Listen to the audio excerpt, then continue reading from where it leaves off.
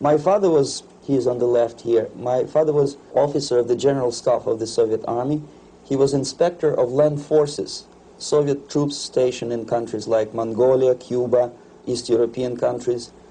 This is the picture taken at the entrance of my Institute of Oriental Languages. It's a part of Moscow State University. As every Soviet student, I was, quote-unquote, volunteering for harvesting grain in Kazakhstan. By the end of my training in school, I was recruited by the KGB. This picture was taken on that day, and you can see again how happy it feels to be recruited by the KGB. Pay special attention to number of bottles on the table. One of my functions was to keep foreign guests permanently intoxicated the moment they land at Moscow airport. In 1967, the KGB attached me to this magazine, Look magazine. A group of 12 people arrived to USSR from United States to cover the 50th anniversary of October Socialist Revolution in my country. From the first page to the last page, it was a package of lies.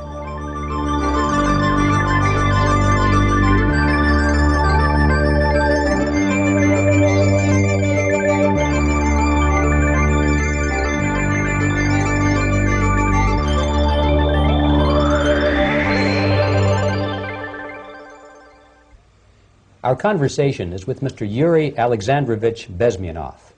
Mr. Bezmenov was born in 1939 in a suburb of Moscow. He was the son of a high-ranking Soviet Army officer. He was educated in the elite schools inside the Soviet Union and became an expert in Indian culture and Indian languages. He had an outstanding career with Novosti, which was the, and still is, I should say, the press arm or the press agency of the Soviet Union. It turns out that this is also a front for the KGB. One of his interesting assignments was to brainwash foreign diplomats when they visited Moscow. And he'll tell us a little bit about how they did this and how they planted information which eventually wound up in the press of the free world. He escaped to the West in 1970 after becoming totally disgusted with the Soviet system, and he did this at great risk to his life. He certainly is one of the world's outstanding experts on the subject of Soviet propaganda and disinformation and active measures. Mr. Bezmenov, I'd like to begin by having you tell us a little bit about some of your childhood memories. Well, the most vivid memory of my childhood was Second World War, or to be more precise, the end of the Second World War, when all of a sudden United States, from a friendly nation, which helped us to defeat Nazism, turned overnight into a deadly enemy.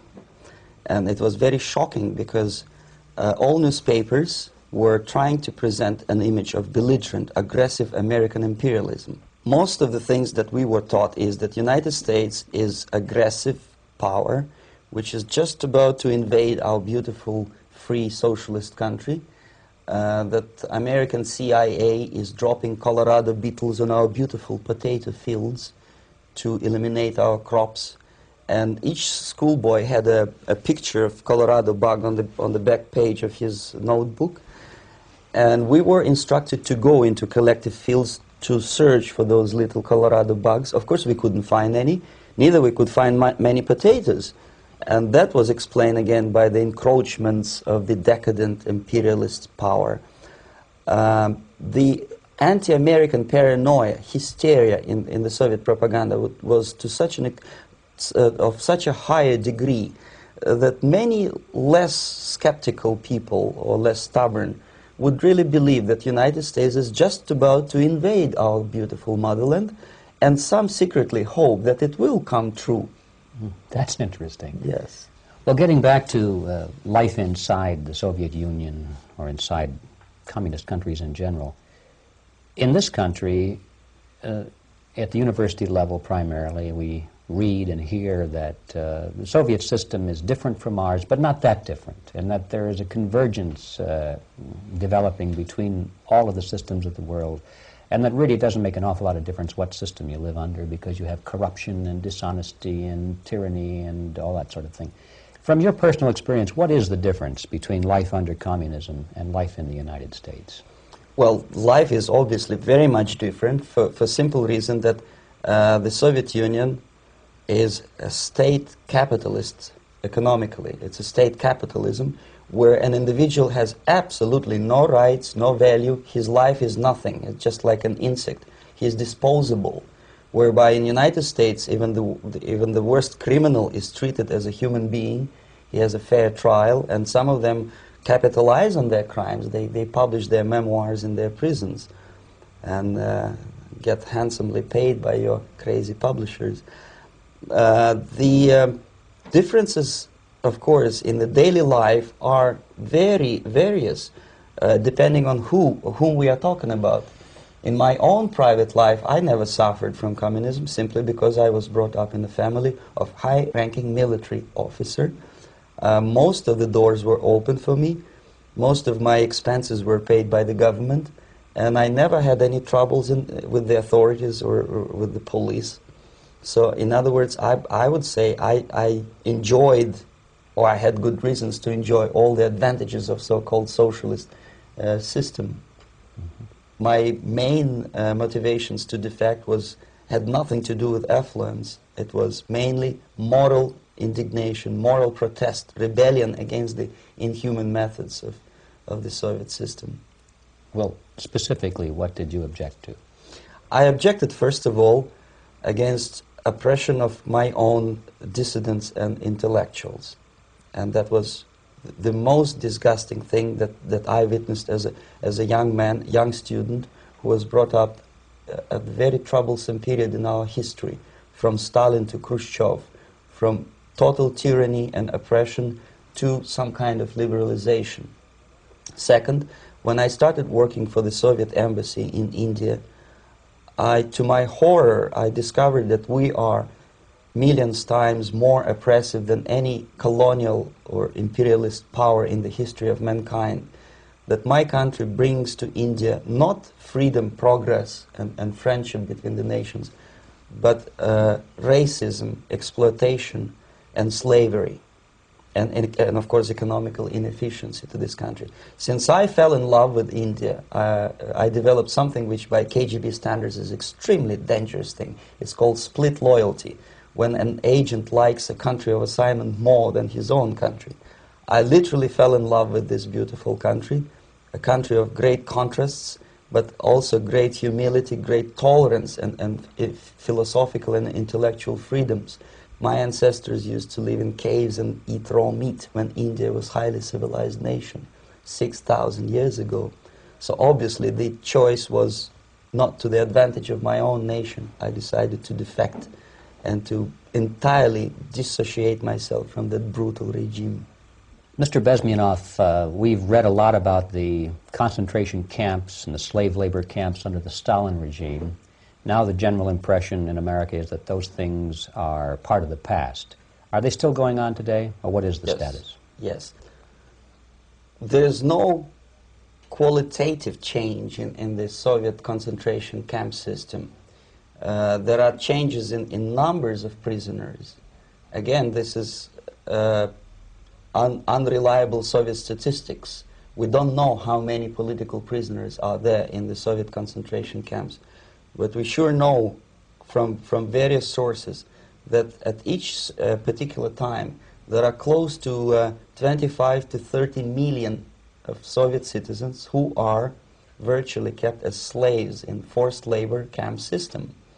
The size of the population of a country like Canada is serving terms as prisoners. Incredible. So I would say that those intellectuals who try to convince American public that concentration camp system is a thing of a past are either conscientiously misleading public opinion, or they are not very intellectual people. They're selectively blind. They lack intellectual honesty when they say that. Well, we've spoken about the intellectuals in this country and also the intellectuals in the Soviet Union. What about down at the broad mass level? Do the people in general, the working people, the workers in general in the Soviet Union, do they support the system? Do they tolerate it? What is their attitude? Well, average Soviet citizen, if there is such an animal, of course, does not like the system because it hurts, it kills. He may not understand the reasons. He may not have enough information or educational background to understand. But I doubt very much there are many people who are conscientiously supporting the Soviet system. There are not such people in USSR. Even those who have all the reasons to enjoy socialism, people like myself, who were a member of journalistic elite, they also hate system for different reasons, though. Not because they lack material affluence, but because they are unfree to think, they're in constant fear, duplicity, split personality. And this is the greatest tragedy for my nation. Well, what do you think are the chances of the people actually overcoming their system or replacing it? There is a great possibility that system will sooner or later be destroyed from within. There is a self-destructive mechanism built into any socialist or communist or fascist system, because there is lack of feedback, because the system does not rely upon loyalty of population. But until this Soviet junta is being supported by the Western so-called imperialists, that is, multinational companies, establishments, governments, and let's face it, intellectuals, so-called academia in the United States is famous for supporting the Soviet system. As long as the Soviet junta will keep on receiving credits, money, technology, grain deals, and political recognition from all these traitors of democracy or freedom, there is no hope, there is not much hope for changes in my country, and the system will not collapse by itself simply because it's being nourished by so-called American imperialism. This is the greatest paradox in history of mankind, when capitalist world supports and actively nourishes its own destroyer, destructor. I think you're trying to tell us something in this country. Mm-hmm. I'm trying to tell you that it has to be stopped unless you want to end up in Gulag system and enjoy all the advantages of socialist equality, working for free, catching fleas on your body, sleeping on the planks of plywood in Alaska this time, I guess. That's where Americans will belong, unless they will wake up, of course, and force their government to stop aiding Soviet fascism. Well, you told us a moment ago why you left the system. I'd like to hear the details of how you did it. It must have been a very dangerous thing. It was not so dangerous, it was crazy. First of all, because defecting in India is virtually impossible, thanks to very strong pressure from the Soviet government. Excuse me, you were in India on assignment at that time? Yes, I was working for the Soviet embassy in New Delhi as a press officer. Mm-hmm. And defecting for a Soviet diplomat is next to impossible. It's a suicide, as I said, because a great friend Indira Gandhi pushed a law through parliament which says, and I quote, "No defector from any country has a right of political asylum in any embassy on the territory of Indian Republic," which is a masterpiece of hypocrisy. No other defector but a Soviet one needs a political asylum. So, knowing that perfectly well, I planned a craziest possible way to defect. I studied counterculture in India. There were thousands of young American boys and girls with no shoes, long hair, smoking hash and marijuana, studying sometimes Indian philosophy, sometimes simply pretending that they study. And they greatly annoyed Indian police, and they were laughing stock of Indians because obviously they were good-for-nothing students. I studied carefully where they congregate, what routes they travel, what language they speak, what do they smoke. And one day I simply joined a group of hippies to avoid detection of Indian police. I was dressed as a typical hippie with blue jeans, long kameez shirts, with all kind of nice decorations like beads, long hairs, I bought a wig because for several weeks I had to turn myself from a conservative Soviet diplomat into a very progressive American hippie. And that was the only way that I could avoid detection. It was very interesting experience, but it was necessary because from my own knowledge as a member of Soviet embassy staff, I knew that there were many cases when Soviet defectors were betrayed by Indian police, and also some Western embassies played a very dirty role in betraying the Soviet defectors. According to our information, they were some, I wouldn't call them double agents, but simply immoral people working for this for the United States Embassy, and confining in people like this would be a suicide. So I had to be extremely careful. I could not trust anyone, and that was the reason for such a crazy way to defect. Well, had you been caught in the act of trying to get out, what would have happened to you? Oh, most likely I would end up in concentration camp. Or, depending on the situation and on the whim of some bureaucrat in KGB, maybe even executed. This is normal practice. Quietly, of course, not publicly. But that would be the end of my defection, of course. Well, when did you finally make it to the United States?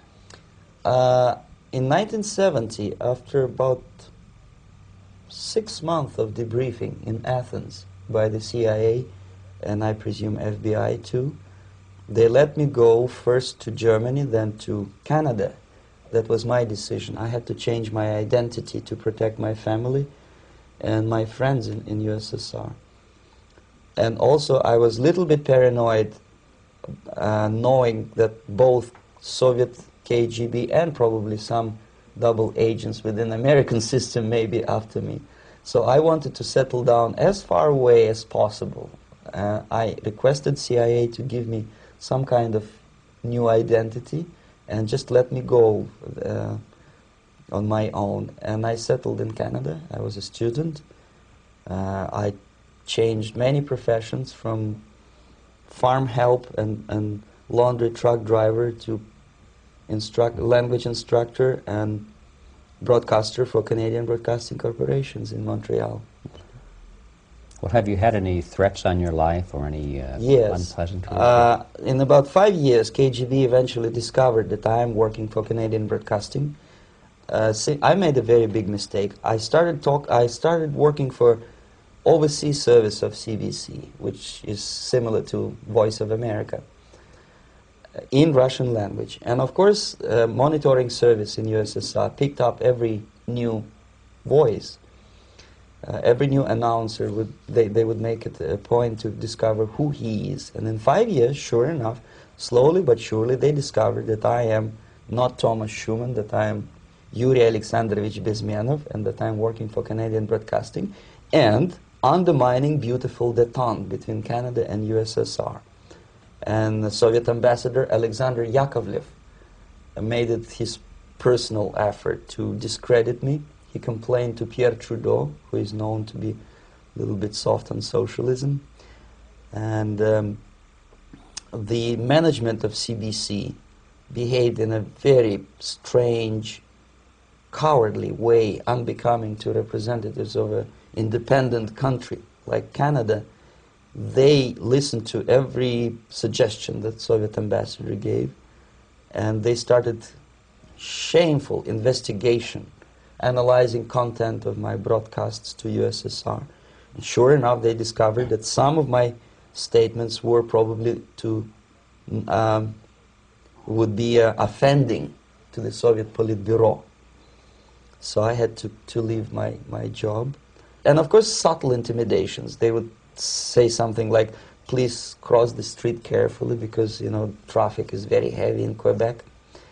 And fortunately, I know about the psychology and the logic of activity of the KGB, and I never allowed myself to be intimidated. This is the worst thing. This is what they expect a person, a defector, to be intimidated. Once they spot that you are scared, they keep on developing that line, And then eventually you either have to give up entirely and work for them, or they neutralize you. They would definitely stop all kind of political activity, which they failed to do in my case, because I was stubbornly working for the Canadian Broadcasting. And in response to their intimidations, I said that, look, this is a free country, and I am as free as you are. And I also can drive very fast. And gun control is not yet established in Canada, so I had a couple of good shotguns in my basement. So welcome to visit me someday with your Kalashnikov's machine guns. So obviously it didn't work. Intimidation didn't work. So they tried different approach, as I described. They approached on the highest level, on the level of Canadian bureaucracy. And on that level they were successful. On that level they were successful. On individual level they failed flat. Mr. Bezmenov has brought a series of slides with him that he has taken from the Soviet Union, and I think this is a good time to take a look at the slides. Yes. Now, the viewers will be able to see these slides as we talk about them. Yes, this is a collection of slides which are, some of them are snapshots from my family album, some of them are documents which I smuggled from the Soviet embassy, and some are reproductions from local mass media. I usually show them to establish my credibility as a defector. This is a picture of my native town, Mytishi, about 20 miles north from Moscow. Characteristically, there is a statue of Comrade Lenin in the central square. This is myself at the age of 7, again, characteristically, under the statue of Comrade Stalin, extending his friendly hand to peoples of the world. At that age, of course, I was still idealistically minded young communist, and I still believe that sooner or later things will go for better. But I realized that the system stinks, that something is fishy, and that ideology is fake. And the propaganda about advanced Soviet agriculture simply didn't meet the criteria of reality. If they talk about abundance of food and there is none in the stores, there must be something wrong. My father was, he is on the left here, my father was officer of the General Staff of the Soviet Army. He was inspector of land forces, Soviet troops stationed in countries like Mongolia, Cuba, East European countries. Were he alive today, most likely he would be inspecting Soviet troops in Nicaragua, Angola, and many other parts of the world.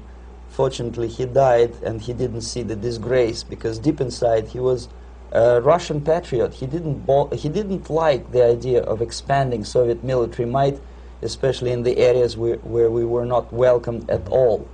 Unlike many other military officers, he was reporting directly to the Minister of Defense, bypassing KGB and diplomatic service. In other words, he was a trusted military professional.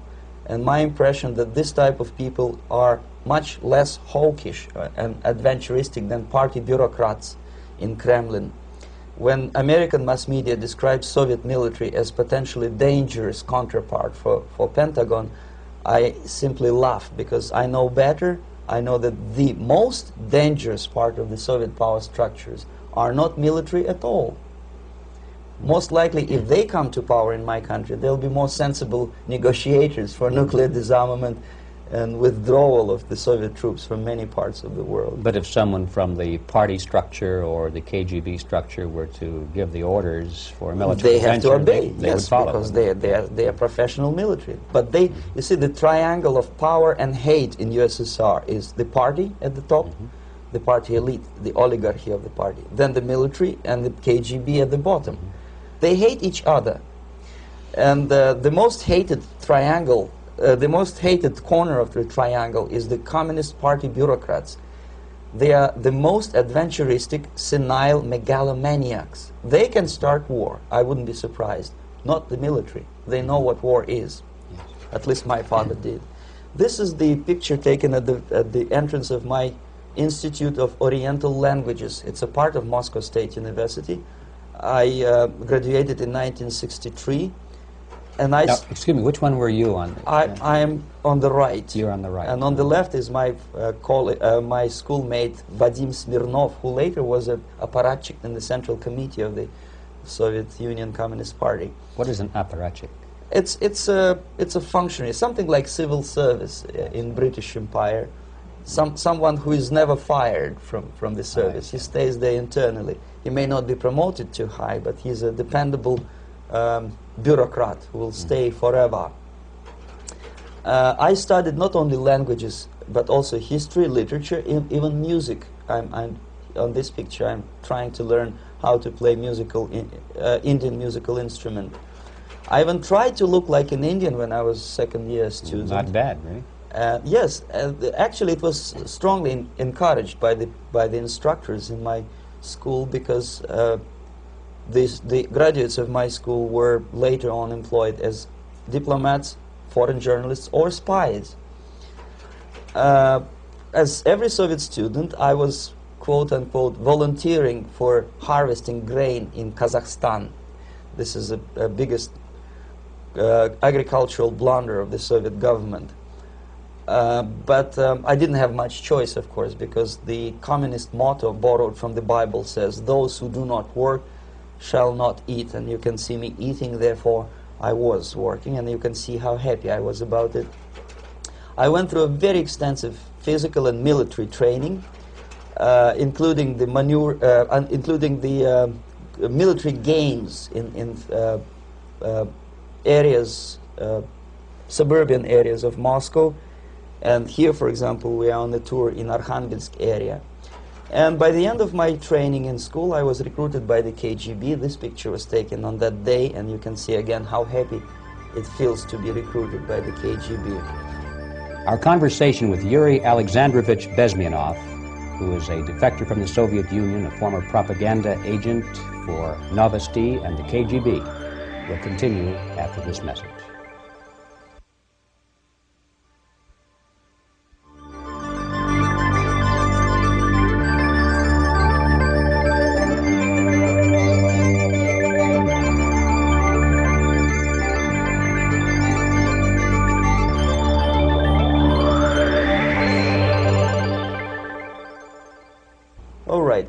As every student in USSR, I went through very extensive physical and military training and civil defense training too. Unlike in the United States, where civil defense is virtually non-existent, zero. In USSR, every student, whatever his major subject, has to go through very extensive 4-year military and civil defense training. You can see me here with a group of students during one of the war games near Moscow. The main idea, of course, is to prepare a huge reserve army of the USSR. Each student has to graduate as a junior lieutenant. In my case, it was administrative and military intelligence service. My first assignment was to India as a translator with the Soviet Economical Aid Group, building refinery complexes in Bihar state and Gujarat state. At that time, I was still naively, idealistically believing that what I was doing contributes to the understanding and cooperation between the nations. It took me quite a number of years to realize that what we were bringing to India was a new type of colonialism, 1,000 times more oppressive and exploitative than any colonialism or imperialism in history of mankind. But at that time, I was still hoping that, well, maybe it's not that bad, could be worse, and things may go for better. And I even tried to implement the beautiful Marxist motto, proletarians of all the countries unite. I tried to unite with a nice Indian girl, and I was fascinated by Indian culture, by the family life in this country. But obviously, Communist Party had different plans for my genes, so I had to marry this beautiful Russian girl. In the span of my career, I married 3 times. Most of these marriages were marriages of convenience on advice from the Department of Personnel. This is normal practice in USSR. When a Soviet citizen is assigned to a foreign job, he has to be married, either to keep family in USSR as hostages, or, if it's a convenience marriage like mine, so that the husband and wife are virtually informers on each other to prevent defection or contamination by decadent imperialist or capitalist ideas. In my case, I hated that girl so much that the moment I landed in Moscow, we were divorced, and I married later, second time. By the end of my first assignment in India, I was promoted to the position of public relation officer. You can see me here translating a speech by a Soviet boss. And you're on the right. I'm on the right here, yes. And it was, the occasion was commissioning of the refinery complex in Bihar, Barauni.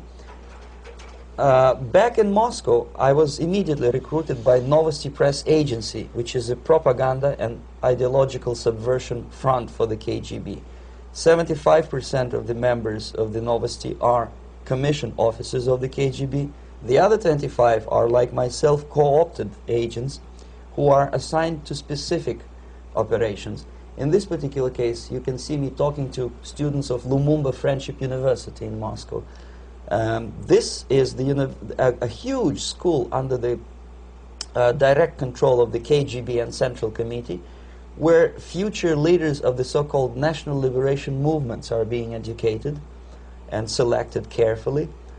And some of them have absolutely, neither this, for example, is a group of students from Lumumba. They don't look like students at all. They look more like military, and that's exactly what they were. They were dispatched back to their countries to be leaders of the so-called national liberation movements, or to be translated into normal human language, leaders of international terrorist groups. Another area of activity when I was working for the Novosti was to accompany groups of so-called progressive intellectuals, writers, journalists, publishers, teachers, professors of colleges. You can see me here in Kremlin. I'm second on the left, with a group of Pakistani and Indian intellectuals. Most of them pretended they don't understand that we are actually working on behalf of the Soviet government and the KGB. They pretended that they are actually being guests, VIP intellectuals, that they are treated according to their merits and their intellectual abilities. For us, they were just a bunch of political prostitutes to be taken advantage for various propaganda operations. Therefore, you can see perfectly well the senior colleague of mine on the left doesn't really have that much respect on his face, and myself with a very skeptical smile, typical KGB sarcastic smile, anticipating another victim of ideological brainwashing. This is how a typical conference in Novosti headquarters in Moscow looked like. Sitting in the middle is Boris Burkov, the then director of Novosti Press Agency, high-ranking party bureaucrat in the Department of Propaganda. I am standing next to a famous Indian poet, Sumitranandan Pant. He was famous because he was an author. He was the author of a famous poem titled Rhapsody to Lenin. That's why he was invited to USSR, and everything was paid by the Soviet government. Pay special attention to number of bottles on the table. This is one of the ways to kill the awareness or curiosity of foreign journalists. One of my functions was to keep foreign guests permanently intoxicated the moment they land at Moscow airport. I had to take them to the VIP lounge and toast to friendship and understanding between the nations of the world. Glass of vodka, then a second glass of vodka. And in no time, my guests would be feeling very happy. They would see everything in kind of pink, nice color. And that's the way I had to keep them permanently for the next 15 or 20 days. At a certain point in time, I had to withdraw alcohol from them so that some of them, who are the most recruitable, would feel a little bit shaky, guilty, trying to remember what they were talking last night. That's the time to approach them with all kind of nonsense, such as joint communique or statement for Soviet propaganda. That's the time they are the most flexible. And of course, what they didn't understand, they didn't realize or pretended not to realize, that myself, who was drinking together with them, was not drinking at all. I had ways to get rid of alcohol through various techniques, including special pills which were given to me by my colleagues. But they were taking it seriously. In other words, they would consume quite large volumes of alcohol and feel quite uneasy next morning. In 1967, the KGB attached me to this magazine, Look magazine. A group of 12 people arrived to USSR from United States to cover the 50th anniversary of October Socialist Revolution in my country. From the first page to the last page, it was a package of lies, propaganda cliché, which were presented to American readers as opinions and deductions of American journalists. Nothing could be far from truth. These were not opinions. They were not opinions at all. They were the clichés which the Soviet propaganda wants American public to think that they think. If it does make any sense at all. It sure does, because from the viewpoint of the Soviet propaganda, although there are some subtle criticisms of the Soviet system, the basic message is that Russia today is a nice, functioning, efficient system supported by majority of population. That's the biggest lie. And of course, American intellectuals and journalists from Look magazine elaborated on that untruth in various different ways. They intellectualized that lie. They found all kinds of justifications for telling lies to American public. Excuse me, it was partly your job to make sure that they got these ideas, yes, and accepted them as their own ideas. Right. Actually, even before they arrived to USSR, and they paid astronomical sum of money for that visit, they were submitted, this Novosti Press Agency developed so-called backgrounders, 20-25 pages of information and opinions which were presented to the journalists even before they bought their tickets to Moscow. They had to analyze the situation, and judging on their reaction to that backgrounder, the local Novosti representative or local Soviet diplomat in Washington, D.C. would assess whether they be given visa to USSR or not. So they were selected ahead of time. Oh yes, they were pre-selected very carefully, and there is not much chance for honest journalists to arrive to USSR and to stay there for 1 year and to bring this package of lies back home. This, for example, is a centerfold of the Look magazine. They presented this monument erected by Communist Party in Stalingrad as the symbol, personification of Russian military might. And they said in the article, which is published on the site, that Soviets are very proud of the victory in the Second World War. This is another big myth, a lie. No sensible people would be proud to lose 20 millions of their countrymen in a war which was started by Genoese Hitler and Comrade Stalin and paid by American multinationals. Most of the Soviet citizens look at this type of monuments with disgust and sorrow, because every family lost father, brother, sister, or child in the Second World War. Yet American journalists who were trying to appease, to please their hosts, presented this picture on the centerfold as the symbol and personification of Soviet national, they call it Russian national spirit. And it was greatest misconception and a very tragic misunderstanding. Of course, Look magazine was not distributed in USSR. The main audience was in United States. But I presume that many Americans, millions of Americans who were reading Look magazine at that time, had absolutely wrong idea about the sentiments of my nation, about what the Soviets are proud of and what they hate. This is a group, you see the same lady with the sword in Stalingrad. This is the group of journalists. Myself is in the center with the same devilish smile. And Mr. Philip Harrington is on the extreme left there with his camera. This is the gentleman which was so deaf or so uninterested in what I had to say to him. This is the same picture, a blow-up of the same picture. Many guests from various countries, in this particular case from Asia and Africa, were taken by me as a Novosti Press Agency employee for a tour across Siberia, for example. We would show them typical kindergarten, you see, nothing special by American standards, just nice children sitting, eating their breakfast or lunch. What they could not understand, or they pretended not to understand, that this is an exemplary kindergarten. This is not the kindergarten for average person or average family in USSR. And we maintain that illusion in their minds. You can see myself under the red spot in the middle there, with the same business-like expression.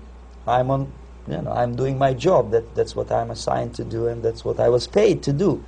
But deep inside, I still hope that at least some of these useful idiots would understand that what they are looking at has nothing to do with the level of affluence in my nation.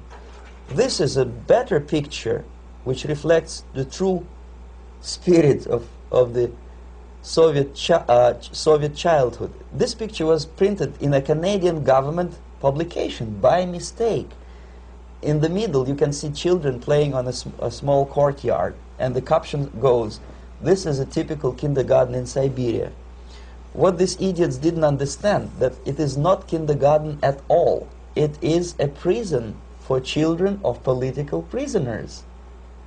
But there was not a single mentioning that what they were visiting actually was an area of concentration camps. And the job of people like myself to help them to not to notice that they are actually talking to prisoners. Most of the children were dressed, especially on the occasion of the foreigners' visit. Of course, there were no corpses on the ground. There were no machine gun guards. And well, it looks not very pleasant, as you see. It looks dull, but obviously it does not create an impression that this is actually a prison. Well, did any of the journalists have the curiosity to ask about prisons and that kind of thing? Yes. They were in Siberia. This Yes. is what you associate. Yes, some of them asked questions, and naturally we would give them, for the stupid question, we give them stupid answer. No, there are no prisons in Siberia. No, most of the people who you see are free citizens of USSR. They are very happy to be here, and they are contributing to the glory of the socialist system. Some of them pretended that they believe what I was telling them, and most of them, we may discuss it later, what are the motivations of these people? Why would they stubbornly bring lies to their own population through their own mass media? I have various answers to this. There is not a single explanation. It's a complex of explanations. It's fear, pure biological fear. They understand that they are on the territory of an enemy state, a police state. And just to save their rotten skins and their miserable jobs, their affluence back home, they would prefer to tell a lie than to ask truthful questions and report truthful information. Second, most of these schmucks were afraid to lose their jobs, because obviously if you tell truth about my country, you will not last long as a correspondent of New York Times or Los Angeles Times. They will fire you. What kind of correspondent are you? You obviously cannot find common language with Russians if they kick you out in 24 hours. So just by trying to be conformist to their own editorial bosses, they tried not to offend the sentiments of the Soviet administrators and people like myself. Deep inside, I hope they would insult my or offend my sentiments. Obviously, they preferred not to. Another reason, I refuse to believe it, but obviously, there is another reason. Obviously, it's a greed. These people earn a lot of money. When they come back to USA, they claim that they are experts on my country. They write books which sells in million copies, titled like Russians, The Truth About Russia. Most of it is lie about Russia. Yet they claim to be Sovietologists. They play back myth about my country, the propaganda cliches. Yet they stubbornly resist the word of truth. If a person like Solzhenitsyn is either defecting or kicked out of USSR, they try all their best to discredit him and to discourage him. I don't have much chance to appear on national network with a true story about my country. But a useful idiot like Hendrik Smith or Robert Kaiser, they are big heroes. They come back from USSR, they say, oh, we were talking to dissidents in Russia. Big deal. Soviet dissidents are chasing American correspondents in the streets, and they're cowardly escaping from these contacts. For some strange reason, if you want to know more about Spain, you refer to Spanish writers. If you want to learn more about French, you read French writers. Even about Antarctica, I bet you would read Penguins. Only about the Soviet Union, for some strange reason, you read Hendricks and Schmendricks and all kind of Kissingers, because they claim that they know more about my country. They know nothing, or next to nothing, or they pretend that they know more than they actually do. I would say they are dishonest people who lack integrity and common sense and intellectual honesty. They bring back all kind of stories like that. A kindergarten in Siberia. Omitting the most important fact, it's a prison for children of political prisoners. Another greatest example of monumental idiocy of American politicians. Edward Kennedy was in Moscow, and he thought that he is a popular, charismatic American politician who is easygoing, who can smile, dance at the wedding in Russian Palace of Marriages. What he did not understand, or maybe he pretended not to understand, that actually he was being taken for a ride. This is a staged wedding, especially to impress foreign media or useful idiots like Ed Kennedy. Most of the guests there, they had security clearance, and they were instructed what to say to foreigners. This is exactly what I was doing. You can see me in the same damn wedding palace in Moscow where Ed Kennedy was dancing here. You see, smiling. He thinks he's very smart. From the viewpoint of Russian citizens who observe this idiocy, he's narrow-minded, egocentrical idiot who tries to earn his own popularity through participation in propaganda farces like this. Here you can see myself. On the right, again, exemplary Soviet bride. On the left, 3 journalists from various countries, Asia, Africa, and Latin America. Obviously, they enjoying the situation. They will go back home and write the reports. We were present on a regular Soviet wedding. They were not present on a regular Soviet wedding. They were present, they were parts of a farce, of a circus performance. Another thing which I had to, sometimes risking my life, to explain to foreigners. Time magazine, for example, is very critical of South African racist regime. The whole article was dedicated to the shameful internal passport system where blacks are not allowing to live with whites. For some strange reason, for the last 14 years since my defection, nobody wanted to pay attention to my passport. This is my passport. It also shows my nationality, and it has a police rubber stamp, which is called propiska in Russian language, which assigns me to a certain area of residence. I cannot leave that area, same way as this black man cannot leave the area in South Africa. Yet we call South African government racist regime. Not a single Jane Schmonda or Fonda is brave enough, courageous enough to come to media and say, look, this is what happens in USSR. I send a copy of my passport to many American liberals and civil rights defenders and all the other useful idiots. They never bothered to answer me back. This shows what kind of integrity, what kind of honesty these people are. They're a bunch of hypocrites because they don't want to recognize a good example of racism in my country. This is the first stage of befriending a professor. You can see myself on the left with the same James Bond smile. On the right is my KGB supervisor, Comrade Leonid Mitrokhin, and in the middle a professor of political science in Delhi University.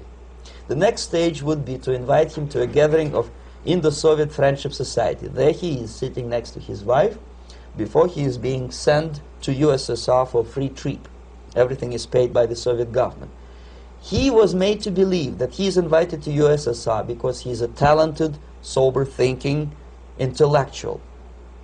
Absolutely false. He is invited because he is a useful idiot, because he would agree and subscribe to most of the Soviet propaganda cliché.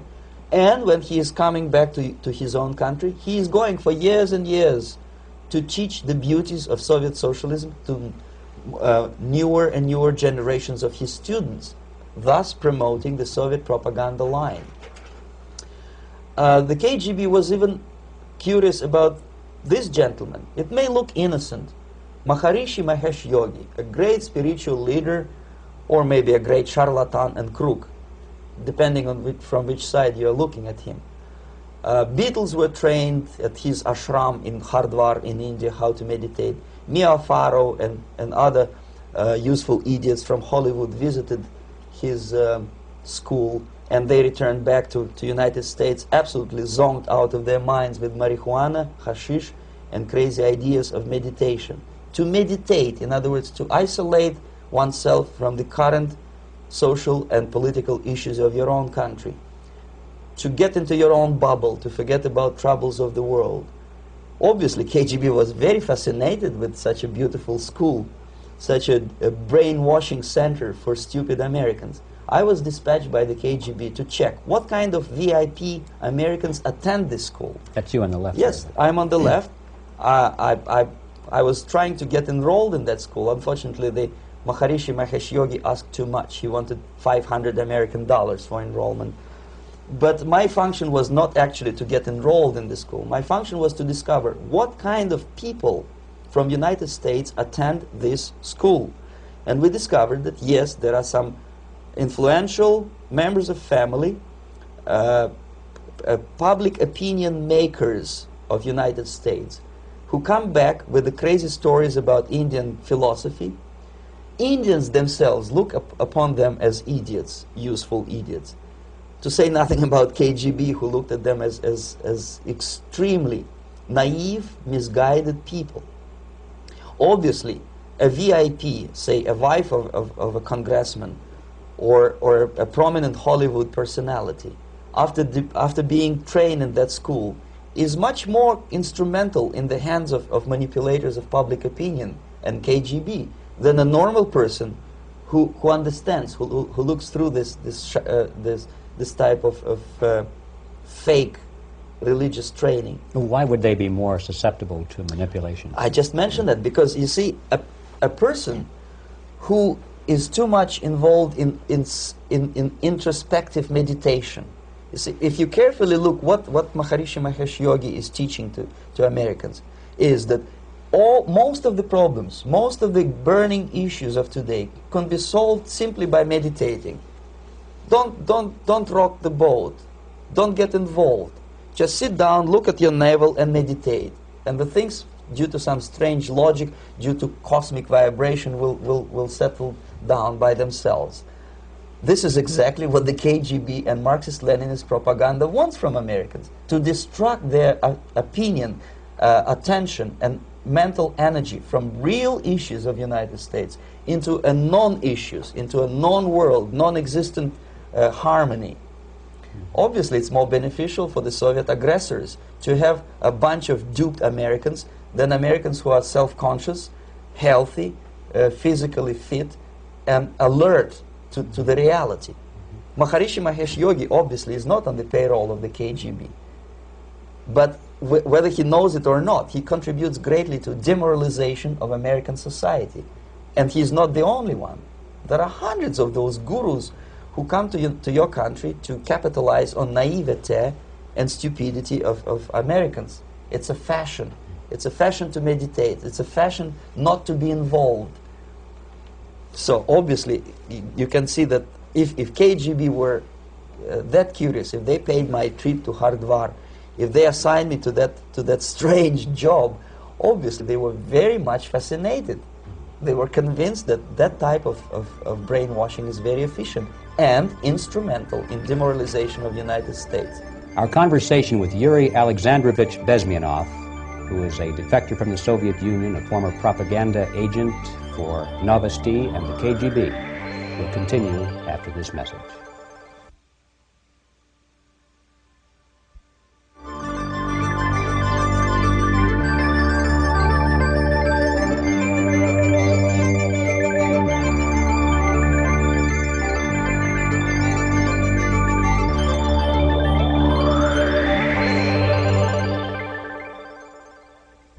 This picture shows the part of the building of USSR embassy, and my supervisors. On the left is Comrade Mehdi, an Indian communist, and on the right, Comrade Mitrokhin, my supervisors in the secret department of research and counter-propaganda. It has nothing to do with either research or counter-propaganda. Most of the activity of that department was to compile huge volume of information on individuals who were instrumental in creating public opinion. Publishers, editors, journalists, actors, educationalists, professors of political science, members of parliament, representatives of business circles. Most of these people were divided roughly into groups. Those who would toe the Soviet foreign policy, they would be promoted to the positions of power through media and public opinion manipulation. Those who refused the Soviet influence in their own country would be character assassinated or executed physically come revolution. Same way as in the small town of Hue in South Vietnam, several thousands of Vietnamese were executed in one night when the city was captured by Viet Cong for only 2 days. And American CIA could never figure out how could possibly communists know each individual, where he lives, where to get him, and would be arrested in one night, basically in some 4 hours before dawn, put on a van, taken out of the city limits and shot. The answer is very simple. Long before communists occupied the city, there was extensive network of informers, local Vietnamese citizens, who knew absolutely everything about people who are instrumental in public opinion, including barbers and taxi drivers. Everyone who was sympathetic to the United States was executed.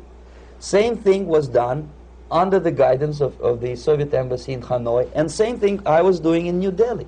To my horror, I discovered that in the files where people were doomed to execution, there were names of pro-Soviet journalists with whom I was personally friendly. Pro-Soviet? Yes. They were idealistically minded leftists who made several visits to USSR, and yet the KGB decided that come revolution or drastic changes in political structure of India, they will have to go. Why is that? Because they know too much. Simply because, you see, the useful idiots, the leftists who are idealistically believing in the beauty of Soviet socialist or communist or whatever system, when they get disillusioned, they become the worst enemies. That's why my KGB instructors specifically made a point, never bother with leftists. Forget about these political prostitutes. Aim higher. This was my instruction. Try to get into large circulation, established conservative media. Rich, filthy rich movie makers, intellectuals, so-called academic circles. Cynical, egocentric people who can look into your eyes with angelic expression and tell you a lie. These are the most recruitable people, people who lack moral principles, who are either too greedy or to suffer from self-importance. They feel that they matter a lot. These are the people who KGB wanted very much to recruit. But to eliminate the others, to execute the others, don't they serve some purpose? Wouldn't they be the ones they rely on? They serve purpose only at the stage of destabilization of a nation. For example, your leftists in United States, all these professors and all these beautiful civil rights defenders, they are instrumental in the process of the subversion only to destabilize the nation. When their job is completed, they are not needed anymore. They know too much. Some of them, when they get disillusioned, when they see that Marxist-Leninists come to power, obviously they get offended. They think that they will come to power. That will never happen, of course. They will be lined up against the wall and shot. But they may turn into the most bitter enemies of Marxist-Leninists when they come to power. And that's what happened in Nicaragua. You remember most of these former Marxist-Leninists were either put to prison or one of them split, and now he's working against Sandinistas. It happened in Grenada when Maurice Bishop was already a Marxist. He was executed by a new Marxist who was more Marxist than this Marxist. Same happened in Afghanistan when first there was Taraki, he was killed by Amin, then Amin was killed by Babrak Karmal with the help of KGB. Same happened in Bangladesh when Mujibur Rahman, very pro-Soviet leftist, was assassinated by his own Marxist-Leninist military comrades. It's the same pattern everywhere. The moment they serve their purpose, all the useful idiots are either be executed entirely, all the idealistically minded Marxists, or exiled or put in prisons, like in Cuba. Many former Marxists are in Cuba, in prison. So most of the Indians who were cooperating with the Soviets, especially with our Department of Information of the USSR Embassy, were listed for execution. And when I discovered that fact, of course I was sick. I was mentally and physically sick. I thought that I'm going to explode one day during the briefing at the ambassador's office. I would stand up and say something that we are basically a bunch of murderers. That's what we are. It has nothing to do with friendship and understanding between the nation and blah, blah, blah. We are murderers. We behave as a bunch of thugs in a country which is hospitable to us, a country which with ancient traditions. But I did not defect. I tried to get the message across. To my horror, nobody wanted even to listen, least of all to believe what I had to say. And I tried all kinds of tricks. I would leak information through letters or lost documents or something like that. And still I got no message. The message was not published, even in the conservative mass media of India. The immediate impulse to defect was Bangladesh crisis, which was described by American correspondents as Islamic grassroots revolution, which is absolute baloney. There was nothing to do with Islam, and there was no grassroots revolution. Actually, there are no grassroots revolutions, period. Any revolution is a byproduct of a highly organized group of conscientious and professional organizers, but it has nothing to do with grassroots. In Bangladesh, it was nothing with grassroots. Most of the Awami League party members, Awami League means People's Party, were trained in Moscow in the High Party School. Most of the Mukti Fauj leaders, Mukti Fauj in Bengali means People's Army, same as SWAPO and all kind of liberation armies all over the world, the same bunch of useful idiots. They were trained at Lumumba University and various centers of the KGB in Simferopol, in Crimea, and in Tashkent. So when I saw that Indian territory is being used as a jumping board to destroy East Pakistan, I saw myself thousands of so-called students traveling through India to East Pakistan, through the territory of India, and Indian government pretended not to see what's going on. They knew perfectly well, the Indian police knew it, the intelligence department of the Indian government knew it, the KGB of course knew it, and the CIA knew it. That was most infuriating, because when I defected and I explained to the CIA debriefers they should watch out because East Pakistan is going to erupt any moment, they said I was reading too many James Bond novels. Anyway, so East Pakistan was doomed. One of my colleagues in the Soviet consulate in Calcutta, when he was dead drunk, he ventured into the basement to relieve himself, and he found big boxes which said printed matter to Dhaka University. Dhaka is the capital of East Pakistan. And since he was drunk and curious, he opened one of the boxes and he discovered not printed matter. He discovered Kalashnikov guns and ammunition in there. Anyway, it's a long story. When I saw the preparations for the invasion into East Pakistan, obviously I wanted to defect immediately. The only thing I couldn't at that time make up my mind when and where and how. One of the reasons, of course, you see, I was in love with India. I mentioned it before. I spoke the languages. I socialized with people. And I understood that I had to act fast unless I want this beautiful country to be permanently and irreparably damaged by our presence. One of the reasons not to defect was, as you can see, I was living in relative affluence. Who the hell in a normal mind would defect and do what? To be abused by your media, to be called McCarthyist and fascist and paranoid, or to drive a taxi in New York City? What for? What the hell for should I defect? To be abused by Americans, to be insulted in exchange for my effort to bring the truthful information about impending danger of subversion. As you can see, I was living in quite a comfortable conditions next to swimming pool, where Indians were not allowed, by the way. I was highly paid expert in propaganda. I had my family. I was respected by my nation. My career was cloudless. The third reason, how to defect with the family.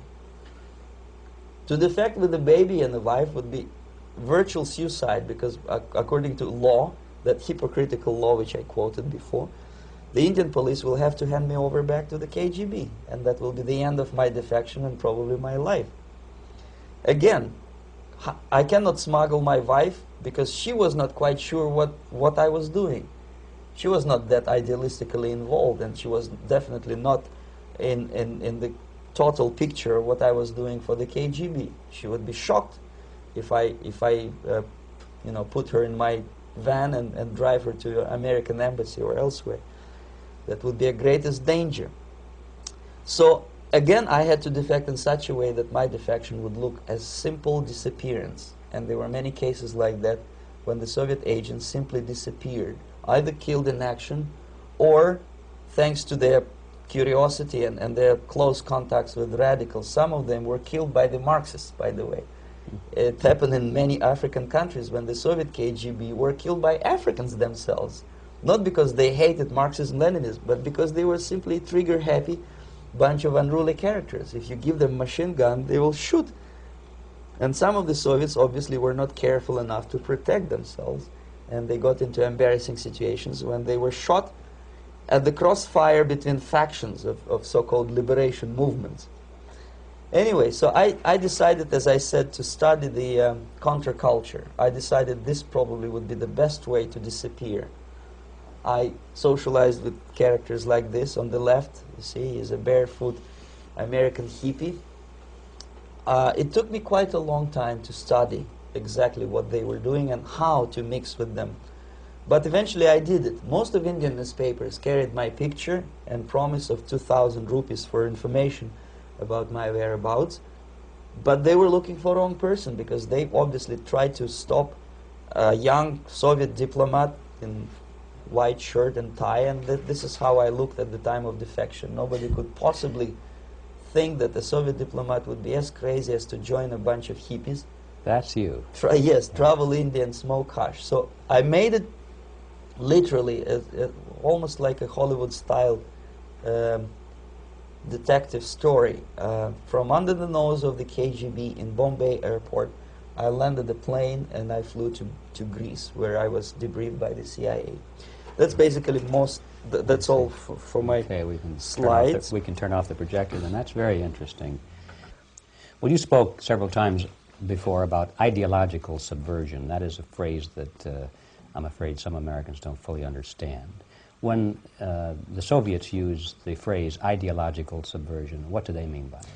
Ideological subversion is the process which is legitimate, overt, and open. You can see it with your own eyes. All you have to do, all American mass media has to do, is to unplug their bananas from their ears, open up their eyes, and they can see it. There is no mystery. There is nothing to do with espionage. I know that espionage intelligence gathering looks more romantic. It sells more deodorants through the advertising, probably. That's why your Hollywood producers are so crazy about James Bond type of thrillers. But in reality, the main emphasis of the KGB is not in the area of intelligence at all. According to my opinion and opinion of many defectors of my caliber, only about 15% of time, money, and manpower is spent on espionage as such. The other 85% is a slow process which we call either ideological subversion or active measures, активные мероприятия in the language of the KGB, or psychological warfare.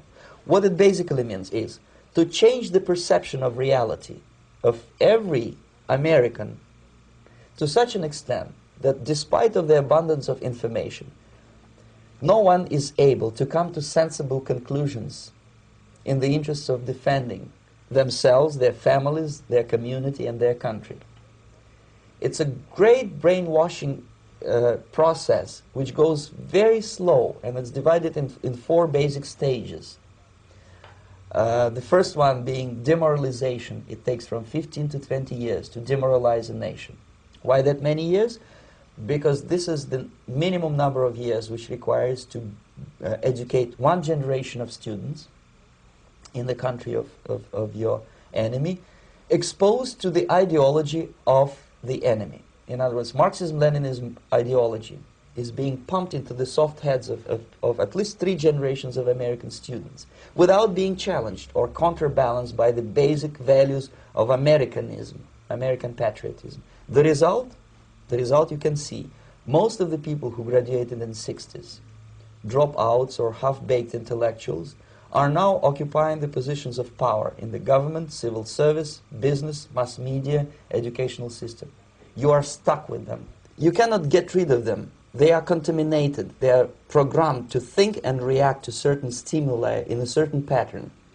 You cannot change their mind, even if you expose them to authentic information, even if you prove that white is white and black is black. You still cannot change the basic perception and the logic of behavior. In other words, these people, the process of demoralization is complete and irreversible. To get rid society of these people, you need another 20 or 15 years to educate a new generation of patriotically minded and common sense people who would be acting in favor and in the interests of the United States society. And yet these people who've been programmed and, as you say, in place and Yes. who are favorable to an opening with the Soviet concept, these are the very people who would be marked for extermination in this country? Most of them, yes. Simply because the psychological shock when they will see in future what the beautiful society of equality and social justice means in practice, obviously they will revolt. They will be very unhappy, frustrated people. And the Marxist-Leninist regime does not tolerate these people. Obviously they will join the links of dissenters, dissidents. Yes. Unlike in present United States, there will be no place for dissent in future Marxist-Leninist America. Here you can get popular like Daniel Ellsberg and filthy rich like Jane Fonda for being dissident, for criticizing your Pentagon. In future, these people will be simply squashed like cockroaches. Nobody is going to pay them nothing for their beautiful, noble ideas of equality. This they don't understand, and it will be the greatest shock for them, of course. The demoralization process in the United States is basically completed already. For the last 25 years. Actually, it's overfulfilled because demoralization now reaches such areas where previously not even Comrade Andropov and all his experts would even dream of such a tremendous success. Most of it is done by Americans to Americans, thanks to lack of moral standards. As I mentioned before, exposure to true information does not matter anymore. A person who was demoralized is unable to assess true information. The facts tell nothing to him. Even if I shower him with information, with authentic proof, with documents, with pictures, even if I take him by force to the Soviet Union and show him concentration camp, he will refuse to believe it until he is going to receive a kick in his fat bottom. When a military boot crashes his balls, then he will understand, but not before that. That's the tragic of the situation of demoralization. So basically America is stuck with demoralization, and unless, even if you start right now, here, this minute, you start educating new generation of Americans, it will still take you 15 to 20 years to turn the tide of ideological perception of reality back to normalcy and patriotism. The next stage is destabilization. This time, subverter does not care about your ideas and the patterns of your consumption. Whether you eat junk food and get fat and flabby, doesn't matter anymore. This time, and it takes only from 2 to 5 years to destabilize a nation, what matters is essentials: economy, foreign relations, defense systems. And you can see it quite clearly that in some areas, in such sensitive areas as defense and economy, the influence of Marxist-Leninist ideas in the United States is absolutely fantastic. I could never believe it 14 years ago when I landed in this part of the world that the process will go that fast. The next stage, of course, is crisis. It may take only up to 6 weeks to bring a country to the verge of crisis. You can see it in Central America now.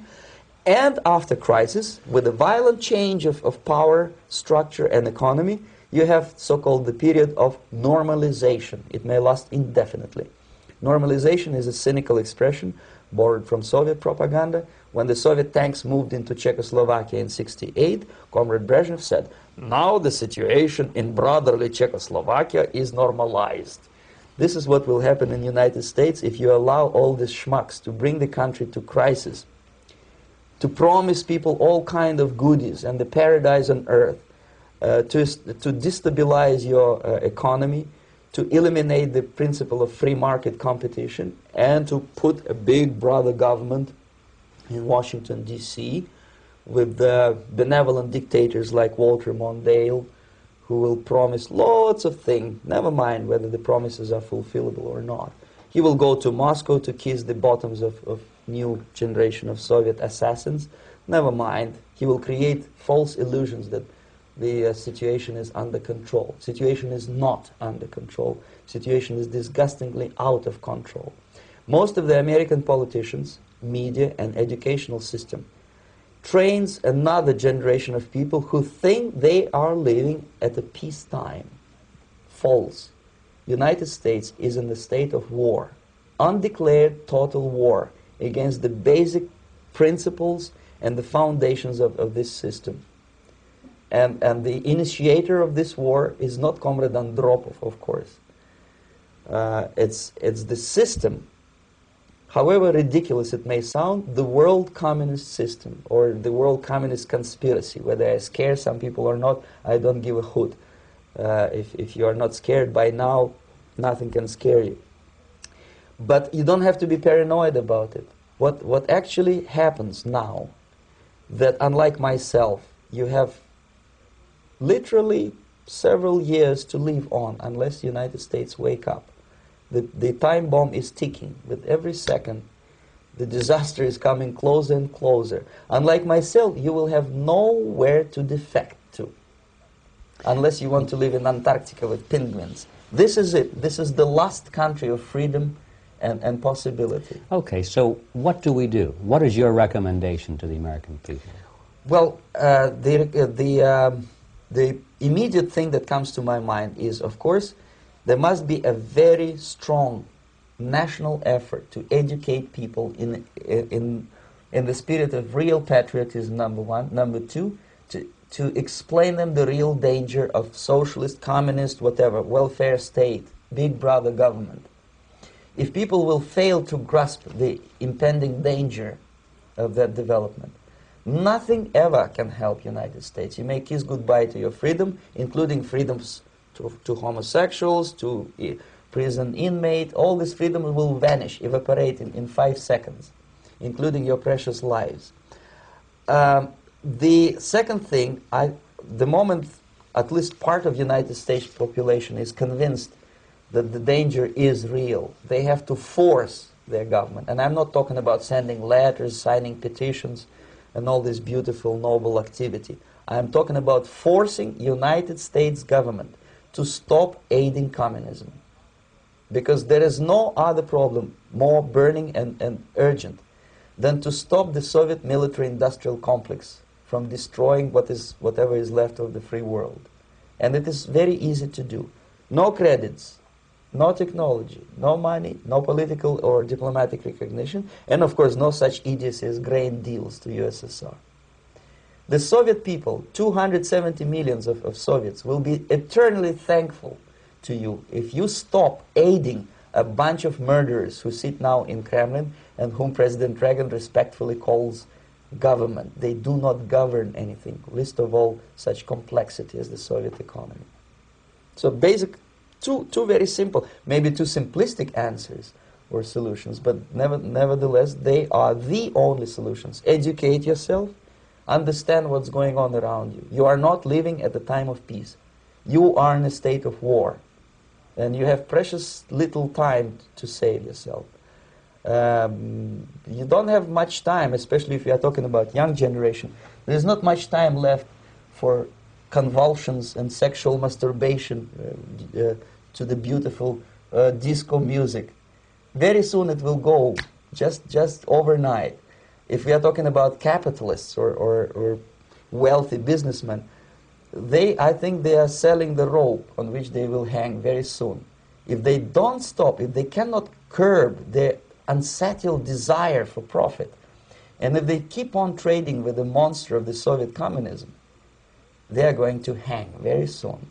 And they will pray to be killed, but unfortunately they will be sent to Alaska probably to manage industry of slaves. It's simplistic. I know it sounds unpleasant. I know Americans don't like to listen to things which are unpleasant. But I have defected not to tell you the stories about such idiocy as microfilm, James Bond type espionage. This is garbage. You don't need any espionage anymore. I have come to talk about survival. It's a question of survival of this system. You may ask me, what is it in for me? Survival, obviously, because unlike, as I said, I am now in your boat. If we sing together, we'll sing beautifully together. There is no other place on this planet to defect to.